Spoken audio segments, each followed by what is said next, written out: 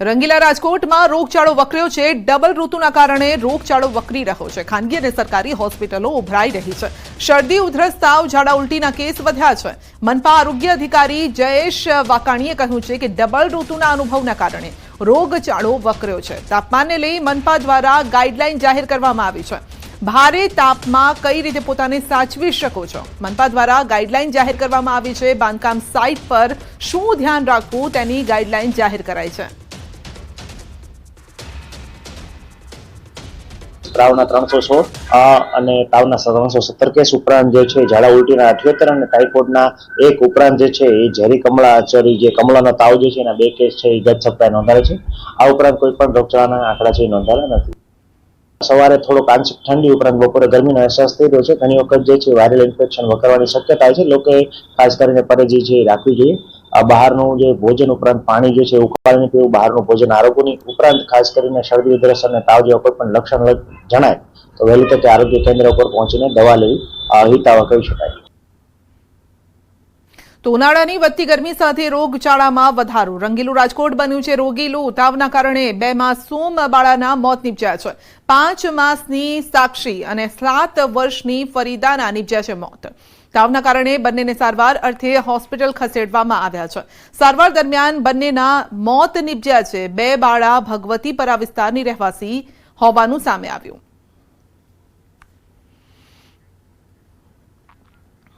અર્જુન મોઢવાડિયાએ રાહુલ ગાંધી પર સાધ્યું છે નિશાન। રાહુલ ગાંધીને ગુજરાતની રાજનીતિની સમજ નથી તેવું કહેવું છે। રેસના ઘોડા અને વરઘોડાના ઘોડાની રાહુલ ગાંધીને ખબર નથી। આટલા વર્ષે રાહુલ ઘોડાઓ વચ્ચેનો તફાવત સમજ્યા નથી તેવું કહેવું છે। ઘોડા બરાબર છે પરંતુ અશ્વારને ખબર નથી પડતી। ગુજરાતના લોકોની રાહુલ ગાંધીને સમજ નથી તેવો આરોપ લગાવ્યો।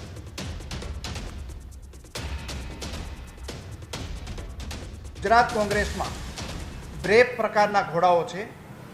એક રેસનો ઘોડો અને બીજા વરઘોડાના ઘોડા।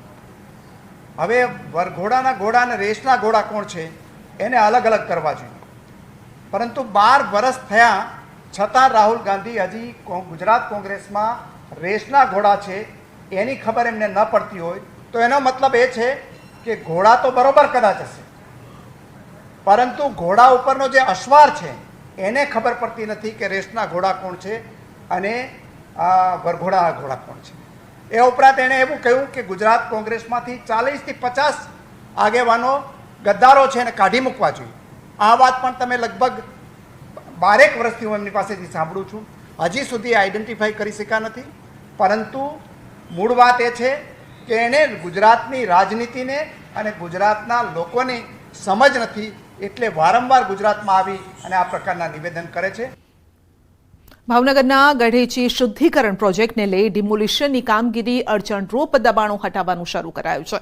કુંભારવાડા બ્રિજથી દરિયાઈ ક્રીક સુધી મેગા ડિમોલિશન, અડચણરૂપ 811 જેટલા આવાસોને તોડી પાડવાની કામગીરી હાથ ધરાઈ। મકાન માલિકને 2 વખત આપવામાં આવી હતી નોટિસ અને ત્યાર સુધી 185 બાંધકામ પર બુલડોઝર ફેરવાયું છે। ગઢેચીના બંને કાંઠે 850 મીટર જગ્યા ખુલ્લી કરાઈ છે। 2 હિતાચી અને 4 જેસીબી સાથે મશીન સાથે કામગીરી કરવામાં આવી। મનપાના 100 જેટલા કર્મચારીઓ અને 200 પોલીસ કર્મી જોડાયા છે કામગીરીમાં।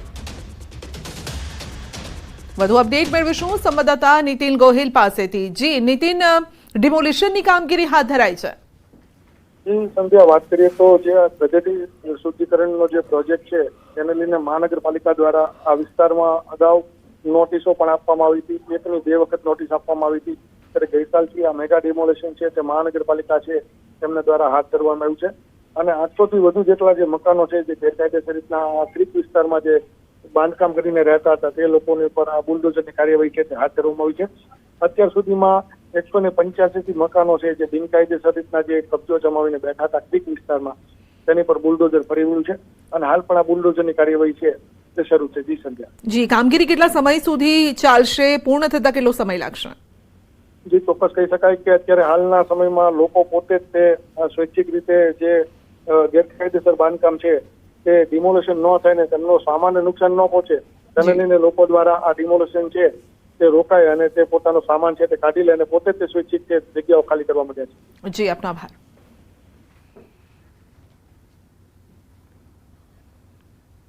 બનાસકાંઠાના દાંતા તાલુકાના આરોગ્ય કર્મચારીઓ અચોક્કસ મુદતની હડતાલ પર ઉતર્યા છે. 126 જેટલા કર્મચારીઓએ પોતાની પડતર માંગણીને લઈને હડતાલ કરી છે. બીજી તરફ હડતાલના પગલે આરોગ્યલક્ષી કામગીરી પર ભારે અસર પડી છે. આરોગ્ય અધિકારીએ મહત્વપૂર્ણ કામગીરી માટે વૈકલ્પિક વ્યવસ્થા કરી છે.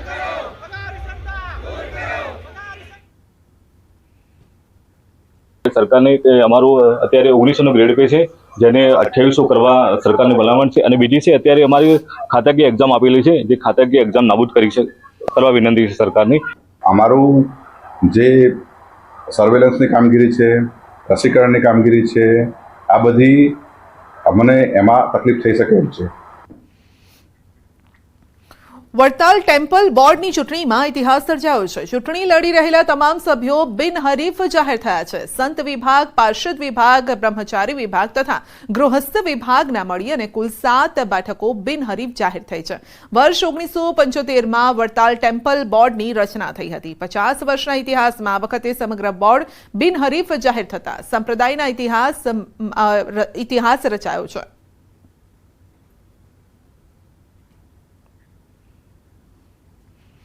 દ્રોલ નગરપાલિકામાં ભાજપનો ભગવો લહેરાયો. દ્રોલ નગરપાલિકાની 4 સીટ પર યોજાઈ હતી પેટા ચૂંટણી. વોર્ડ 7ની 4 બેઠકની પેટા ચૂંટણીનું પરિણામ આવ્યું છે. પેટા ચૂંટણીનું પરિણામ જાહેર થયું અને વોર્ડ નંબર 7ની પેટા ચૂંટણીમાં ભાજપની જીત થઈ છે.